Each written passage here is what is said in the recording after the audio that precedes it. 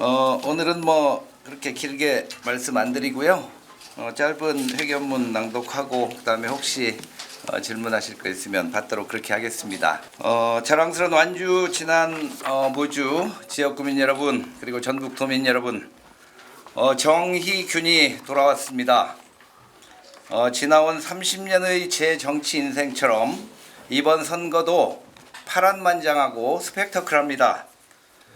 지역민은 안중에 없고 오로지 유력자에게 줄 서기만 하는 무능한 국회의원과 민주당의 혁신과 총선 승리에는 안중에 없는 유력 정치인에 의해 저는 기회를 잃을 뻔했습니다.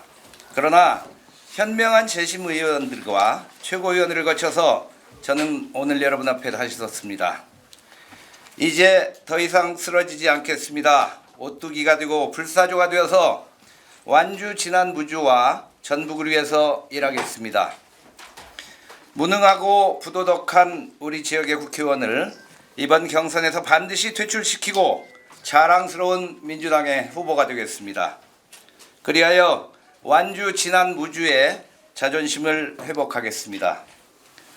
저는 오늘 저와 경선을 치를 안호영 후보에게 공개 질의합니다. 첫째, 중앙정가와 시중에는 안호영 후보가 하위 20%에 들었다는 소문이 파다합니다. 이것이 사실인지 밝혀주십시오. 이는 민주당원과 지역민들의 당연한 알 권리에 해당됩니다. 둘째, 지난 2020년 총선 때 발생한 후보 매수 사건으로 안호영 후보의 친형과 선거대책 총괄본부장이 구속되어 실형을 살았고 돈을 전달한 핵심 증인은 살해당했습니다. 이 사건에 안호영 의원 본인은 정말로 관련이 없는지 명백한 사실을 밝히십시오. 셋째, 안호영 의원은 2023년, 2024년도 연속으로 만경강 통합하천 사업 확정 400억이라는 성과를 올렸다고 의정보고서 등의 수많은 홍보를 했습니다. 이것이 정말 확정된 사실인지 밝혀주시기 바랍니다.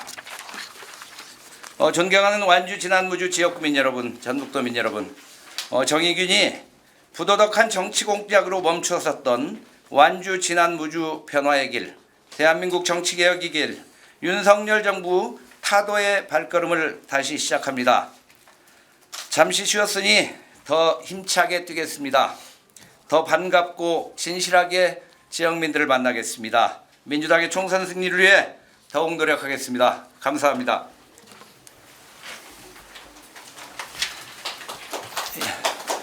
혹시 말씀해 주실 거 있으면 말씀해 주시면 답변 드리겠습니다.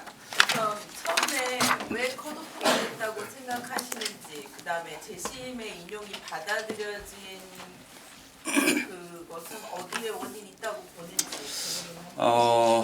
뭐 재심 인용된 상황에서 막 자세한 것까지 말씀드리긴 좀 힘든데, 애초부터 시작이 잘못됐죠. 제가 안정적이고 확고한 2위를 달리고 있었고 1, 2위가 당연히 올라가야 했음에도 불구하고 저는 신인 가점 20%가 있습니다.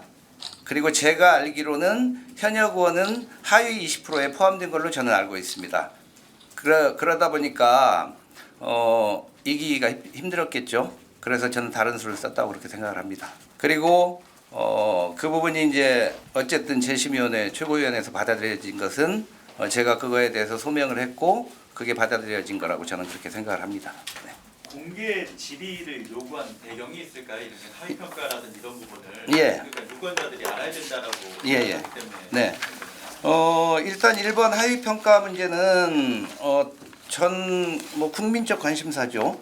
그리고 지난 의정 활동에 대한 평가, 지역 활동에 대한 평가니까 당연히 그거에 대한 건 저는 원래 이제 공개가 돼야 된다고 생각을 하는 사람이고요. 그래서 가령 윤준병 의원 같은 경우는 자기가 아니다 하고 정확히 밝히고 있지 않습니까? 근데 우리 지역의 국회의원은 여러 군데에서 그거를 질의를 하고 공식 비공식적으로 하고 있음에도 불구하고 그걸 밝히지 않고 있습니다. 그래서 저는 그것은 당연히 밝혀줘야 된다 이렇게 생각을 하고요. 지난번 2020년 총선 때 그 후보자 매수 문제는 당시에 뭐 이런저런 상황에서 넘어갔죠. 그냥 그렇지만 이것은 분명히 지금이라도 명백하게 밝혀져야 할 사안이다. 그다음에 세 번째 만경강 통합하천 사업 확정 400억 이것은 확정된 게 아닙니다. 제가 알기로 이것은 철저하게 허위사실이고 그거는 추후에 선거법 문제에 있어서 크게 지장이 있을 걸로 생각됩니다. 그래서 이것도 마찬가지 밝혀야 된다. 그래서 저는 질문을 했습니다. 당 재심에서 네. 생환했다고 해야 하나요? 부활했다고 해야 하나요? 아무튼 이렇게 돌아오신 생환이죠, 뭐.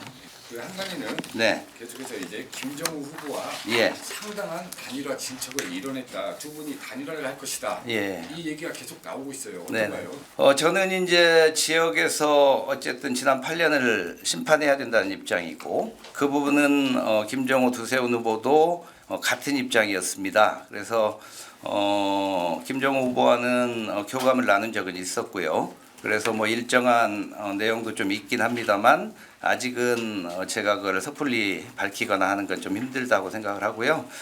단일화는 저는 소위 말하는 반안호영 전선을 위해서도 반드시 필요하다. 그리고 이번에는 단일화를 비롯해서 어떠한 방법을 통해서라도 반드시 교체해야 된다 이렇게 생각을 하고 있습니다.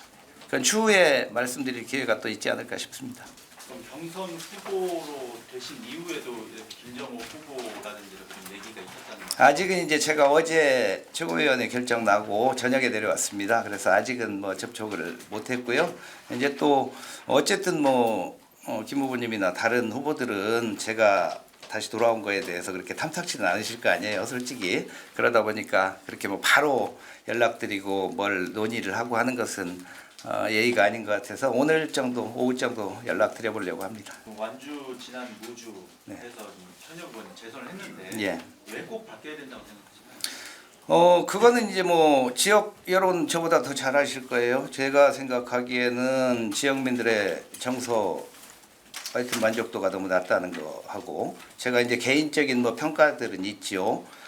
그게 정치력 아니면 지역의 어떤 공헌도 그 다음에 또 지역민에 대한 스킨십 그 어떤 면에서도 저는 뭐 예를 들어서 뭐 공천 뭐 등등 이제 각각의 사건들이 있지만 어떤 면에서도 만족스러운 면을 보여주는 건 없다고 생각합니다. 큰 공약 있으면 한 소개만 말씀해주시죠.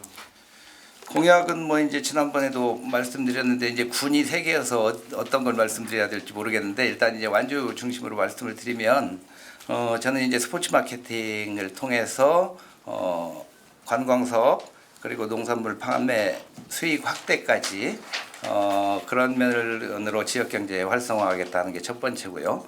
그다음에 완주가 수소산단으로 이제 점점 독점적인 지위를 좀 가져야 되고 하기 때문에 그리고 또 청년들이 지역에 살 수 있는 이런 부분들을 여건들을 만드는 의미에서 현재 완주의 고등학교 중에서 하나를 수소 고등학교로 특화 고등학교로 만들고 그 다음에 폴리텍 대학의 수소 캠퍼스를 유치하고 그 다음에 완주에 연관된 산업에 수소나 뭐 2차 전지 등등의 연관된 산업에 유망 중소기업을 키워서 지역을 떠나지 않고 쭉 평생 완주에서 살 수 있는 그런 정책을 좀 해보고 싶습니다. 네.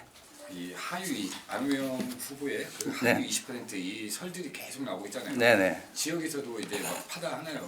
그렇죠. 그러면 지역에서도 물어본 사람들이 있을 거 아니에요? 있죠. 예.